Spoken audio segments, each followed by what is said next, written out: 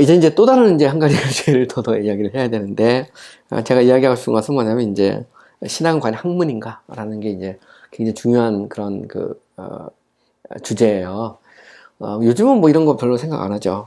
보통 이제 신학교에서 뭐 신학할 때, 나는 신학 공부합니다. 그러면, 당연히 신학이라는 학문을 하는 거다. 이렇게 생각을 하지만, 사실 보면 이제 이게 이 학문이라 할 때, 이게 과연 이제 학문이라는 정의에 신학이 맞아 떨어지느냐. 이게 이제 문제예요.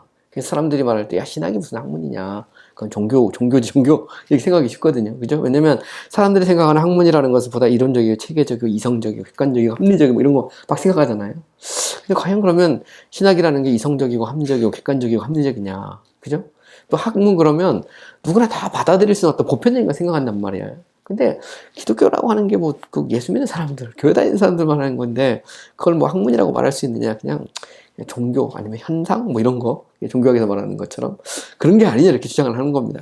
근데 이 문제는 사실 굉장히 중세적인 문제예요. 토마스 아퀴나스가 신학대전을 쓸 때 과연 신학이 학문이냐라고 하는 문제에 부딪힌 겁니다. 특별히 당시 보면 이제 철학과의 싸움, 아리스토텔레스 철학이 이제 이렇게 발견이 되면서 당시 보면 이제 그 아랍의 그 신학자들 있거든요. 아베로스트나 이런 사람들이 아리스토텔레스 철학을 파리 대학, 프랑스 파리 대학에 소개하거든요. 당시 이제 아퀴나스가 파리 대학의 교수였어요. 13세기에 보면. 그때 이제 이 문제를 가지고 이제 고민을 하면서 이제 조신학의 체계를 쫙 잡아가는 건데, 그때 이제 물었던 질문 중 하나가 이제 과연 신학이 학문이냐라는 거예요. 과연 학문이라면 신학문에서 독특한 영역이 존재하느냐. 또 신학은 과연 학문이라고 할 때 여러 가지 그 안에 여러 가지 막 세분화된 게 아니라 하나의 학문으로서 신학이 존재할 수 있느냐라고 하는 것을 물은 거예요. 근데 재밌는 것은 여러분 철학도 마찬가지입니다. 철학도 이제 20세기 이렇게 접어들면서 철학도 그런 질문을 했어요. 과연 철학이라는 게 학으로서 존재할 수 있느냐. 왜냐하면 철학 그러면 이제 철학은 인간의 이성, 그 다음에 인간의 경험, 뭐 이런 것들 따지잖아요. 어떤 윤리. 근데 이게 다 따로따로 이게 다 구분되면서 철학이라는 게 하나의 학문으로서 존재할 가능성이 있느냐 이런 이제 질문에 막 부딪혀요. 그러다 보니까 나중에 가면 이제 비트겐슈타인 이런 사람들은 언어 분석 철학이라고 해서 언어에서 철학의 영역을 찾아보려고 했고, 후설 같은 사람들은 이제 인간의 어떤 의식, 정신 세계 여기에서 이제 어떤 철학을 찾아보려고 했고, 또 반면에 이제 실존 철학주의 같은 거, 인간의 삶, 존재 뭐 이런 데서부터 이제 철학을 찾아보려고 한 거예요. 그런 노력에서 이제 철학이 발달하고 막 그런 거거든요. 그래서 우리 이제 분석 철학, 뭐 아니면 뭐 현상학, 아니면 뭐 또 실존 철학 이런 것들 이렇게 나오는 것처럼 이제 신학도 역시 이제 그런 비슷한 질문을 하게 되는 거죠. 신학이 과연 학문이냐 이런 질문을 하게 되는 겁니다. 어쨌든 이제 왜냐하면 이게 이제 이 신학을 하는 데 있어서 이제 어떤 원리와 결론, 이론과 실천 이 사이에 어떤 관계를 계속해서 이렇게 이제 탐구하는데, 이제 신학이라는 것 자체가 이제 하나님을 대상으로 하잖아요. 하나님이라는 게 보이지가 않잖아요, 눈으로. 가시적으로 들어오질 않아요, 신이라는 게. 그러니까 사람들이 보면 우리가 보는 세계에 갇혀 있잖아요, 이렇게 보면 자체가. 근데 신은 형이 하악이 아니고 형이 상악이거든요. 눈에 보이지 않는 어떤 영적인 세계를 다루고 있는 거예요. 그죠? 이 세상을 만든 분도 하나님이고 그 하나님이 세상을 다스리고 통치한다. 그리고 그 하나님은 심판주기도 하고 또 그 하나님은 또 구원주기도 하고 그 하나님과 화해하려면 예수 믿으랬는데 뭐 이렇게 이제 기독교에서 주장하는 건데, 야 그거 봤냐? 이렇게 물어보면 그거 봤냐? 어떻게 이게 예수 안 믿는 사람들한테 별 할 얘기가 별로 없는 거지. 이런 면에서 보면 과연 이제 신학이 학문이냐 뭐 이런 얘기가 이제 나오게 된 겁니다. 여기에 대해서 나오게 된 이제 이유가 있어요. 이걸 좀 더 구체적으로 들어가 보면 아리스토텔레스 같은 경우, 이제 아리스토텔레스는 당연히 그리스 철학의 이제 대부죠, 대부. 그래서 우리가 보통 이제 철학하면 이제 플라톤, 아리스토텔레스 이렇게 얘기하잖아요. 그래서 플라톤의 관념론, 아리스토텔레스의 경험론. 이게 이제 쉽게 말하면 이제 수능 볼 때, 요즘 철학 수능 안 보지만 옛날 저희 같은 경우 보면 가장 기본입니다, 기본. 철학의 관념. 그래서 플라톤의 관념론, 무조건 외우는 거지. 이게 뭘 의미하는지도 모르는데, 기독교의 신학이 발전하는 과정에서 이제 플라톤도 영향을 미치고 아리스토텔레스도 영향을 미쳐요. 근데 플라톤의 영향은 아주 미미합니다. 실제로 이 서구 유럽, 특히 기독교에 영향을 미친 가장 핵심적인 인물은 그 아리스토텔레스예요. 특별히 이제 13세기 그 파리 대학에서 아리스토텔레스 철학이 아베로스트 같은 사람들에 의해서 투입이 되거든요. 근데 그거를 이제 아퀴나스가 읽어보니까 이게 기가 막힌 거예요. 깜짝 놀라가지고 이게 고민에 빠지죠. 그리고 나서 결국은 아퀴나스가 이제 아리스토텔레스한테 이게 이제 침례 교식으로 말하면 침례를 주는 거고, 뭐 이제 침례 아니면 세례로 표현할 수도 있고, 어쨌든 세례를 주는 거죠. 침례를 주는 거예요. 그래가지고 기독교화 시키는 겁니다. 아리스토텔레스를. 그래가지고 사실 보면 나중에 이제 철학과 신학의 관계에 제가 좀 자세히 설명하긴 할 건데, 신학은 아리스토텔레스의 철학을 빌려요. 개념, 사상, 뭐 그걸 100% 받아들이는 건 아니지만 적어도 이 계시와 충돌하지 않는 범위에서 이 아리스토텔레스 철학을 받아들입니다. 그래서 가령 예를 들어서 에른스트 케커만 같은 17세기 이 개혁주의 계통의 그 신학자는 철학과 신학은 싸우지 않는다는 유명한 명제를 남깁니다. 철학과 신학은 싸우지 않는다. 이건 나중에 가면 이제 우리가 일반 계시와 특별 계시의 문제, 철학, 신학과 타 학문과의 관계를 얘기할 때 좀 더 자세히 제가 얘기를 할 건데, 어떤 신학이라고 하는 것은 여타 기타의 학문을 무시하지 않아요. 절대 신학은. 그런 면에서 보면 우리가 신앙생활에도 영향을 미치잖아요. 미치는데 제가 어릴 때 우리 시골교회 목사님은 병원을 가지 말라고 그랬어요. 아프면 막 기도하고 항상 보면. 그래서 특히 이제 이렇게 감기 걸리면 막 콧물 막 흐르고 그러잖아요. 그러면 우리 그 옆집에 이제 권사님이 사셨거든요. 저한테 뭐 제가 막 이제 코감기 같은 거 걸리면 역질막이 불러가라 막 그러면서 막 기도해 주시고 막 그랬어요. 보면. 근데 뭐 하여튼 근데 과연 우리가 별거 아닌 것 같지만 사실 그 안에 그게 들어있는 거예요. 신앙과 과학의 어떤 그런 그 이해도가 그 속에 들어있는 거거든요. 보면. 어쨌든 전통적으로 보면 이제 철학과 신학은 싸우지 않는다. 이게 오랜 명제입니다. 중세를 거쳐서 종교개혁과 후기 종교를 거쳐서 개신교 신학의 오랜 전통은, 기독교 신학의 오랜 전통은 사실 철학을 배제하지는 않았어요. 항상 주류는 철학이라고 하는 것을 성경이 허용하는 범위 내에서, 계시가 허용하는 범위 내에서 신여로 쓴 거죠. 신여. 그래서 이제 철학은 신학의 신여다라는 말이 나오게 된 겁니다. 그래서 신여라는 말은 신학을 설명하는데 도움이 되면 받아들이고, 그 다음에 안 되면 학을 내쫓아버리는 게 이제 그 철학인데, 보면. 어쨌든, 보면 이제 아리스토텔레스의 이 인간의 지성, 마인드에 대한 이해에서, 아리스토텔레스는 이제 인간의 지성을 크게 이제 5가지의 어떤 이 헤비터스 그러는데, 5가지 어떤 습관, 5가지 어떤 기능이 있다고 생각을 했어요. 첫 번째는 인텔리겐티아, 두 번째는 스키엔티아, 세 번째는 사피엔티아, 네 번째는 프루덴티아, 5번째는 아르트에서 알트라고 그러죠. 5가지를 얘기하죠. 첫 번째는 이제 인텔리겐티아, 우리가 인텔리겐차 이렇게 표현하기도 하고, 인텔리전스, 현대형으로 이렇게 표현하는데, 인텔리전스라는 건 뭐냐면 증명이 없이 동시적 동의에 의한 어떤 원리들에 대한 지식을 인텔리전스 이랬습니다. 그러니까 인텔리겐티아라고 하는 것은 뭐냐면, 저 사람은 인텔리야 라는 말의 의미가 뭘까요? 저 사람은 박홍규 교수님은 인텔리야 이렇게 말, 아니면 강동희 목사는 인텔리야 이렇게 말하면 그 말이 원래 말이 뭘까요?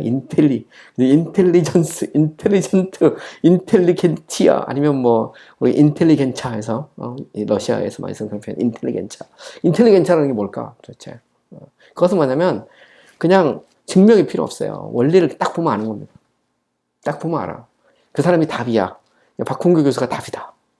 그러면 이제 거의 신의 경지에 달하는 건데, 그 정도 가면. 따지고 보면.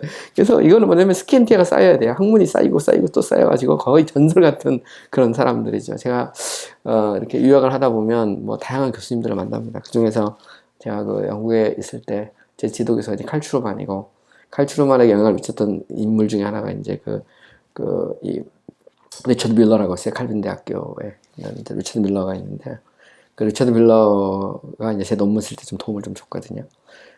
근데 저희 학교 와서 특강을 이제 일주일 하면서 머물러 있으면서 이제 이렇게 개인적으로 지도를 받은 적이 있어요. 근데 리처드 밀러 같은 사람은 뭐 중세 종교계요, 그냥 후기 종교계요, 이쪽에 전설적인 인물이거든요. 거의 인텔리겐처죠. 그 사람은 뭐 거의 백과사전적인 지식을 갖고 있는 사람이에요. 그래서 뭐 그 분야에 있어서는 거의 최고봉이라고 그러거든요. 사실 뭐 학자라고 다 똑같은 건 아닙니다. 보면 학자도 제가 생각할 때 1부터 한 10까지 있으면 10쯤 되는 사람이 있고, 뭐 1만 해도 박사를 따요. 그냥 10쯤 되는 사람이 있습니다. 그러니까 거의 괴물 같은 그런 이 monstrous being이 있는데, 그런 사람들이 있어요. 걔 중에 있는데, 그 중에 한 사람이 이제 리처드 밀러 같은 사람이죠. 근데 이제 그런 사람들 정도 되면 거의 인텔리겐차입니다. 그냥 말이 한마디 하면 그게 권위거든요. 아니까 딱 나가면 벌써 그냥 더 이상 말이 필요 없어요. 그게 인텔리겐차입니다. 말이 필요 없는 사람. 목사님이 그 정도 권위를 가지면 교주 아니고는 안 되죠. 그런 사람들이 있어요. 목사님 말하면 무조건 할렐루야 아멘, 무조건 나 아멘. 거의 인텔리겐자 수준입니다. 그 정도 가면. 그죠? 보면, 근데 생각을 해봐야지. 정말 그 사람이 그렇게 인정을 받을 만한 인물인가. 그 정도로 모든 걸 다 막 깨트리고 있고, 막, 진짜 말 한마디 하면 그런가. 아니면 이게 거의 이제 그 교주 수준인가를 우리가 생각을 해봐야 됩니다. 그죠? 한번 생각을 해보세요. 여러분, 과연. 그래서 여러분이 꿈꾸고 있는 목사는 과연 어떤 상인지 생각을 해보세요. 막 딱 말하면 그냥 그대로 아멘하고 할렐루야 하고, 뭐, 그냥. 글쎄요. 저는 뭐 그렇게 안 돼서. 우리 교인들은 뭔가 은혜 안 되면 절대 아멘 안 하거든요. 이렇게 보면. 훈련을 좀 잘못 시킨 것 같아. 근데 인텔리겐티아라는 말 그 말이에요. 인텔리겐티아라는 말은 증명이 필요 없어요. 그냥 원리입니다. 프린스플이에요. 그 사람이 말하면 그대로 나가는 겁니다. 그대로. 거의 신의 경지에 이르렀다고 보통 우리가 표현하죠. 두 번째는 스키엔티아인데, 스키엔티아는 보통 사이언스 이렇게 번역합니다. 자명한 원리들로부터 증명을 통해 얻어낸 결론들에 대한 지식, 논리적인 추론의 과정을 통해서 답을 얻죠. 보통 이제 학자들은 이런 과정에 훈련을 많이 받습니다. 그리고 나서 이게 이제 더 도달하면 인텔리겐트까지 가는 건데, 논리, 이성, 이게 이제 굉장히 중요하죠. 세 번째는 이제 사피엔티아가 있어요. 사피엔티아라는 말은 지혜, wisdom 이렇게 표현하는데, 이건 이제 원리와 결과들의 설명하고 궁극적 목적에 대한 지식이라고 표현했는데, 이 말은 무슨 얘기냐면 이제 인과관계를 아는 거예요. 이걸 영어로 causality라고 그러는데, 이게 도대체 어디서부터 나왔고, 이걸 받아들이면 어떤 결과가 생기느냐, 그죠? 그리고 이것을 하는 궁극적 목적이 뭔가. 그죠? 여러분, 사실 목회라는 것도 그렇죠. 우리가 목회라는 것은 스키엔티아와 사피엔티아를 왔다 갔다 하는 거예요. 목사는 아는 지식도 있어야 되는데, 그죠? 어떤 합리적인 추론의 과정을 통해서 판단하고 이런 능력도 있어야 되지만, 목사는 이제 인과관계를 알아야 되는 거예요. 내가 이렇게 말했을 때 어떤 결론이 나올지, 내가 왜 이렇게 말하는지에 대한 어떤 목적에 대한 지식이 있어야 되는 거거든요. 이런 면에서 지식과 지혜가 이게 같이 가는데, 성경에 보면 특히 잠언 같은 데 보면 지식도 나오고 지혜도 나오고 다 나옵니다.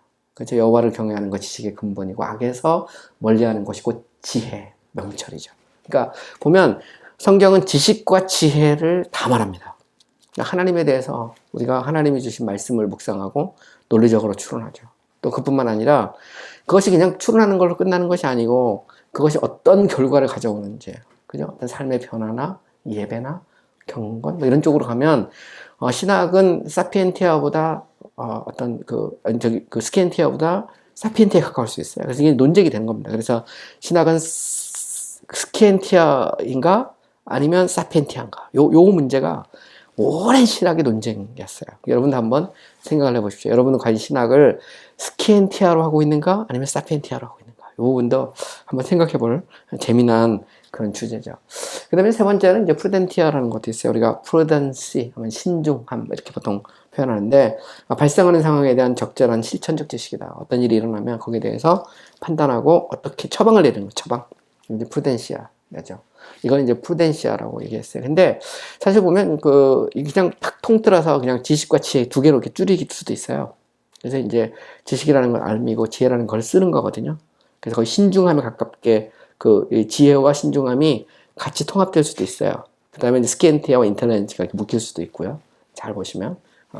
어쨌든 신중하다라고 하는 것은 판단력이 분별력이 있는 거예요. 내가 이걸 해야 될지 말아야 될지. 여기 대해서 신중함이 있는 거죠. 그래서 이 인간의 지성, 그럼 우리는 그냥 지성으로 끝났지만, 그죠? 아리스토텔레스 생각을 한 겁니다. 인간의 지성은 인텔리겐티아, 그 다음에 스키엔티아, 사피엔티아, 프루덴티아. 그리고 더 나가서 기술도 있죠. 아르스라는 것은 바라는 결과를 얻어낼 수 있는 기술이나 방법, 스킬이나 테크닉을 아트라고 하는 거죠. 여러분, 제가 오전에 토마스 왓슨의 자족의 기술, The Art of Divine Contentment 지금 우리 함께 읽고 있는데, 거기도 보면 아트란 말을 썼거든요. 아트. 그죠? 아트란 말은 기술이거든요, 기술. 근데 되게 재밌는 것은 에드워드 레이 같은 이제 10세기 영국의 청교도 신학자인데, 이 에드워드 레이는 신학을 라틴어로 아르스 베네 비벤디라고 했거든요. 그러니까 이 말은 무슨 얘기냐면 잘 사는 기술을 배우는 거다. 이 말은 무슨 얘기냐면 배관의 기술을 익히고 컴퓨터 하는 사람이 컴퓨터 기술을 익히는 것처럼 신학이라는 것도 잘 사는 어떤 기술을 배우는 거다. 기술, 테크닉이나 스킬 이런 면에서 이제 아르스인데, 이 아르스는 사실 예술로도 번역이 가능해요. 예술로도. 모든 것이 종합되면 예술로 가는 거거든요. 그래서 어쨌든 여기를 잘 보면 이런 아리스토텔레스의 학문 분류, 특히 인간의 지성에 대한 분류를 보면 과연 신학은 어디에 있느냐, 이게 이제 논쟁이 된 거예요. 스키엔티아냐 아니면 사피엔티아냐 아니면 더 나가서 아르스냐 뭐 이런 부분이죠. 이게 이제 쭉 나간 겁니다. 인텔리겐츠는 뭐 거의 신의 영역이니까 거기까지는 못 간다고 하더라도 요 사이에서 논쟁, 프루덴시아 이쪽에서 탁탁탁 하면서 논쟁이 일어날 수 있는 여지가 있는 것을 여러분들이 볼 수 있습니다. 자, 어쨌든 이제 아퀴나스는 이제 신학을 이렇게 정리하면서 뭐라고 말했냐면, 신학은 자명한 원리에 기초한 것이 아니라 신앙의 내용에 기초함으로써 학문이 아니라는 주장에 대해서 반대한다 이 말이죠. 이 말은 무슨 얘기냐면, 자, 신학이 학문이 아니다 이렇게 사람들이 반박을 했어요. 왜냐면 신학이라는 것은 자명한 진리에 기초하는 게 아니다 말이지. 신이 존재한다. 예를 들어서 신이 선하다, 뭐 신이 거룩하다 이라고 말할 때 이게 증명이 안 돼. 자체가. 그죠? 어떻게 보면 선언적인 명제거든요. 보면 하나님이 사랑이다. 그러면 이게 기독교인들은 다 하나님이 사랑입니다. 눈물도 흘리고 그러지만 타종교인들이 보면 뭐 저기 눈물을 흘리고 그러냐. 그잖아요. 예수 믿으면 구원받고 내 안에 감격이 넘친다 그러는데 그게 증명이 안 되잖아요. 우리 예수 믿는 사람들은 증명이 되는데 그러니까 요즘 이성의 시대에서 보면 18세기에 넘어가면 이제 의문을 제기한 겁니다. 종교와 기독교가 뭔 차이가 있느냐 볼 때 증명이 안 되지 않냐. 인간의 이성으로 객관적이고 합리적으로 딱 나오지 않는데 자명하지 않다 이 말이죠. 그 자체가. 그러니까 결국은 컨텐츠인데 내용이잖아요. 신이 계시했다.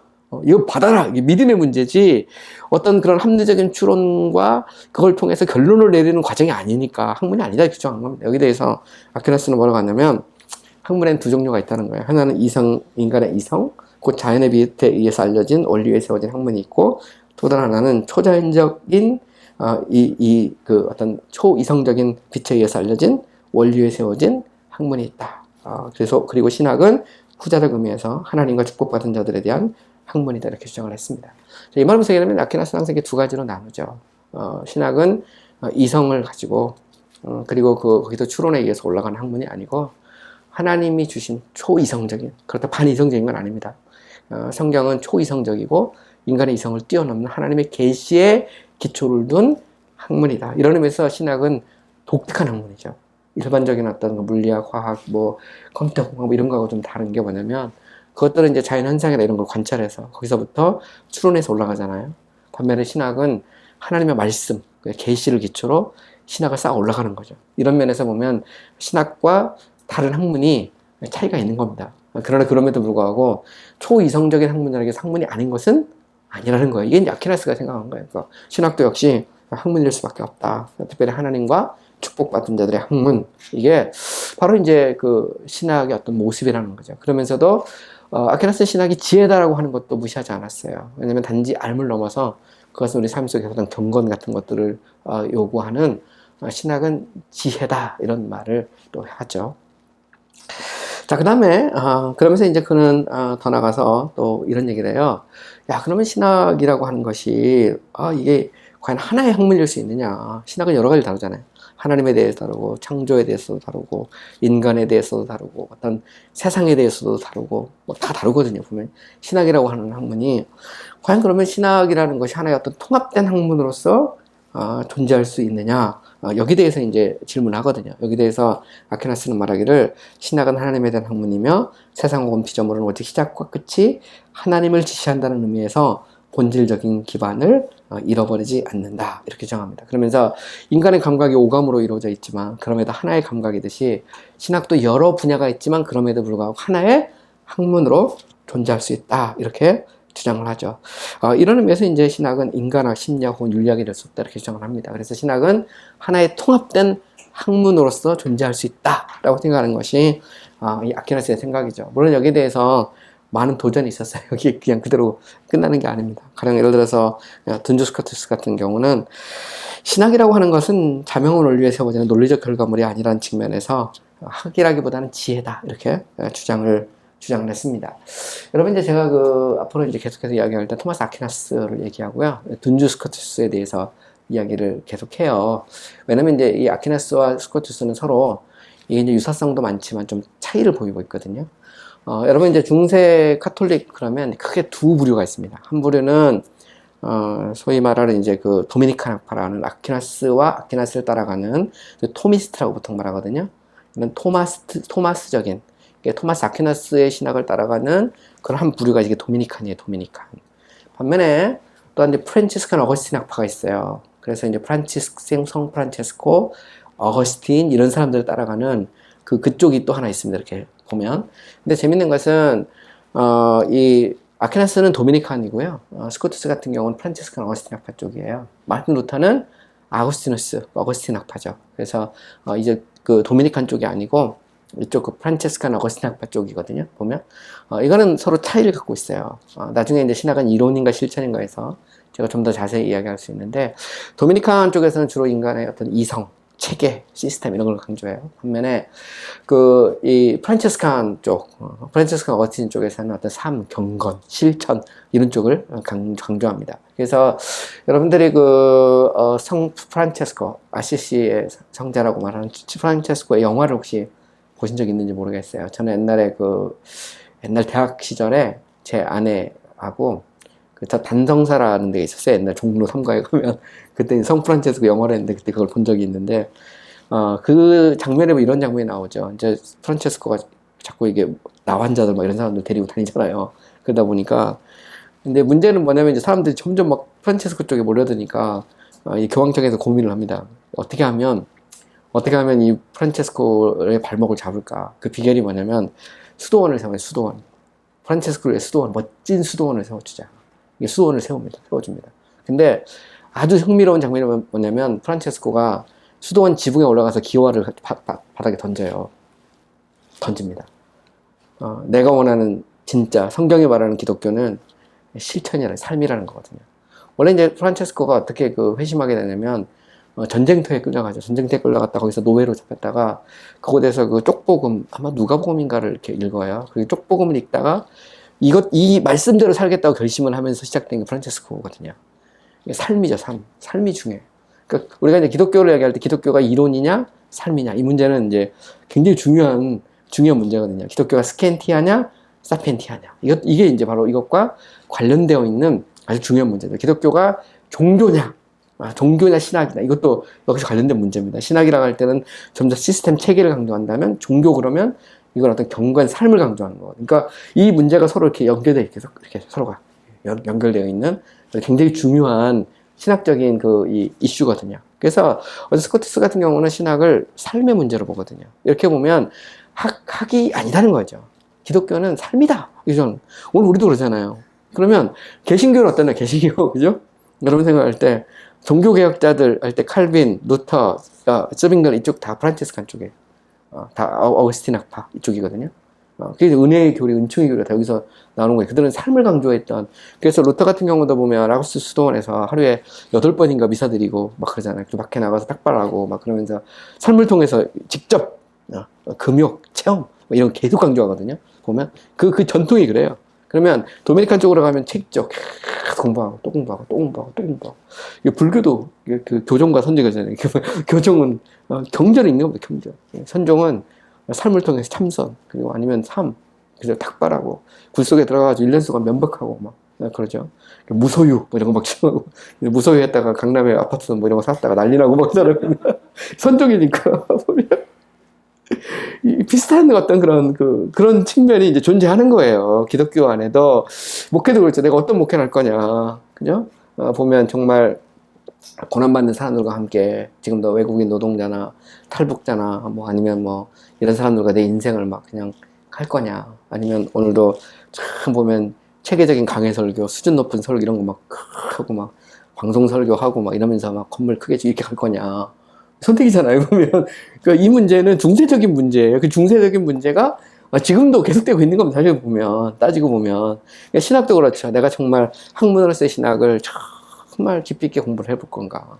아니면 나는 이것보다는 조금 부족해도 삶을 통해서 실천하는 어떤 그런 삶을 살 것인가? 이 문제가 사실 이 속에 들어있는 거예요. 그러니까 신학을 전개할 때도 똑같이 어떻게 전개할 거냐면 신학이 이론적이고 사변적인 신학으로 할 건가? 아니면 정말 경건과 삶을 강조하는 신학으로 할 건가? 특별히 현대신학에서는 더 이런 문제가 부딪혀요. 저도 이제 뭐 미국에서도 유학을 하고 유럽에서도 유학을 하고 영국에서도 유학을 했지만 신학자들을 만나보면 뭐 별 사람 다 있죠. 별 사람 다 있습니다. 어떤 사람 막 과정신학에 미친 사람도 있어요. 교수들 과정신학 그러면 과정신학이라는 것은 하나님이 과정이에요. 완전하신 하나님이 아닙니다.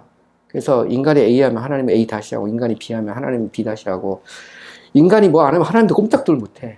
그리고 하나님도 같이 발전하고 성장해야 돼. 막 하나님도 보면 이 과정신학이거든요. 근데 거기 미친 사람이 있어요. 보면 좀 뭐 복음주의 계통에 있는 신학자들도 그래서 뭐 과정의 하나님이 진짜 성경적 하나님이라는데 그냥 그 사람 이론이죠. 그 과정신학 갖고 교회 설교하면 교회 박살납니다. 제가 보면 박살이 나게 돼 있어요. 그거는 이론이거든, 이론. 그죠?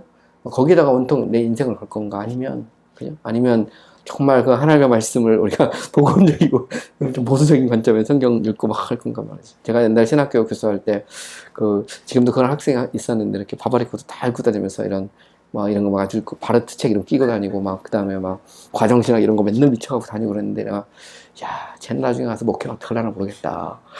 이런 생각을 한 적도 있어요. 근데 이제 대부분 뭐 현장 나가면 이제 회심하죠, 회심. 뭐 안 되니까.